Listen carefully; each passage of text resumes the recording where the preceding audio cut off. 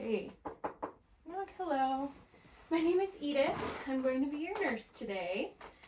I'm just going to go ahead and wash my hands. Can you tell me your first and last name and birthday, please?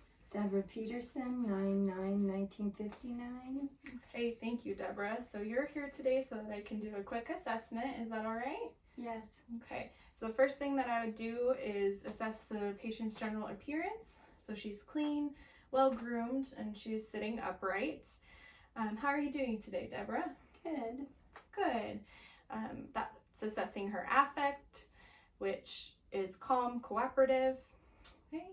And then she's alert, and I'm going to go ahead and assess for orientation. She already told me her name. Deborah, can you tell me what month it is? May. Okay. And can you tell me what town we're in? Wellington. And can you tell me why you're here today? So to help you with your assessment. Awesome. So she is A&O times 4, and then assessing her speech. Her speech is understandable and clear.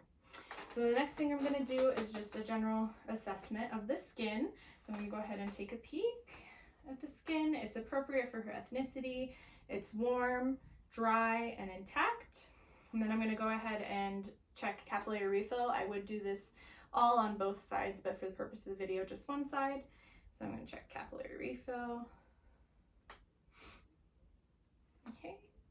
Capillary refill is less than 3 seconds, which is normal, and I'm going to go ahead and check there's no clubbing of the fingers. And then I'm going to check skin turgor. Just a little pinch here. Okay, skin turgor is normal, and no tenting noted. And I'm going to look at hair. Her hair distribution is appropriate. And the next thing we're going to do is take a look at the head, face, and neck. So head shape is normal cephalic. Next thing I'm going to do is just push on the sinuses or palpate the sinuses. Just tell me if there's any pressure or pain when I do this. I'm going to do the maxillary sinuses and the frontal sinuses. Any pressure or pain? No. Okay, so I'm going to go ahead and test cranial nerve number 5 next. Go ahead and open your mouth and close. Good. Now, Deborah, I want you to close your eyes and tell me where I'm touching on your face. Cheek, chin, forehead. Okay, good. So next thing I'm going to do is test cranial nerve number 7. Can you go ahead and give me a smile, frown, puff up your cheeks, raise your eyebrows, and stick out your tongue. Okay. And then the next cranial nerve I'm going to do is number 11. What I want you to do, Deborah, is just turn your head against my hand. Okay. And then same on this side. Okay. And then shrug your shoulders up against resistance. Okay, good. So cranial nerve 5, 7, and 11 are all intact. Next thing I'm going to do, I'm just going to feel right here. Okay, so the trachea is midline. And then go ahead, turn your head this way for me and swallow. Okay, and do it on the other side and swallow. Okay, and so that's palpating for the thyroid, and the thyroid is symmetrical. Next thing we're going to do is check out her range of motion. Can I have you just put your chin to your chest, and now put your head back, and then look side to side.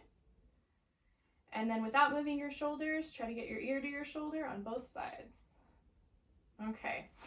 And the next thing I'm going to do is auscultate the carotid artery. And I would do it on both sides, but I'm just going to do it on one side for this video.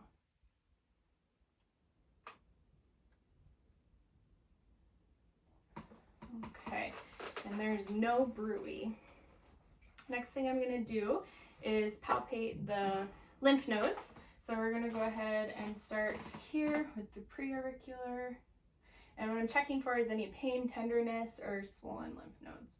The postauricular, do the occipital, the tonsillar, okay, the submandibular, submental. And just on this side, I'm going to do the cervical, which I would do it on both sides normally. Okay. And then I'm going to go ahead and do the clavicular. Any pain with any of those? Okay. And none of them were swollen. Okay. The next thing I'm going to do is take a peek at the ears, and this is going to be testing cranial nerve number 8. We're going to do the whisper test first. I'm going to whisper in your ear and just repeat what I say to you. B57. Okay, yes, and I normally do that in both ears.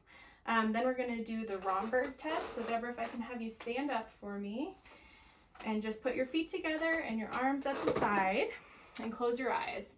And make sure that she doesn't have any balance issues. A little bit of swaying is normal. And I'd let her be like this for 20 seconds. For the sake of this video, we're going to say that was 20 seconds. Okay, Deborah, good job. Go ahead and sit down for me. Okay, I'm going to take a look at the ears. So, let's see, they are the same size bilaterally. I'm going to take a peek at the external ear. Okay, the pinna is an appropriate shape. There's no swelling or redness, and there's no drainage. And so the next thing I'll do is palpate the mastoid, which is back here. Any pain with this? Okay, and now I'm going to go ahead and look in the ear. Find the tympanic membrane. Oops.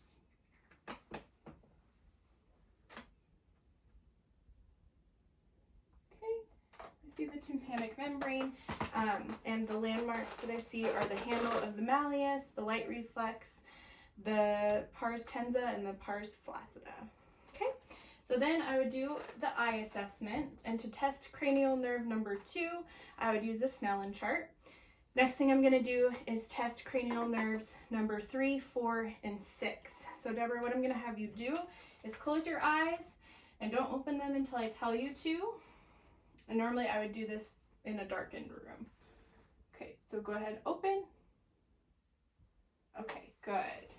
So the pupils were equal, round, and reactive to light. And then Deborah, I'm going to have you follow my pen light with your eyes and not move your head.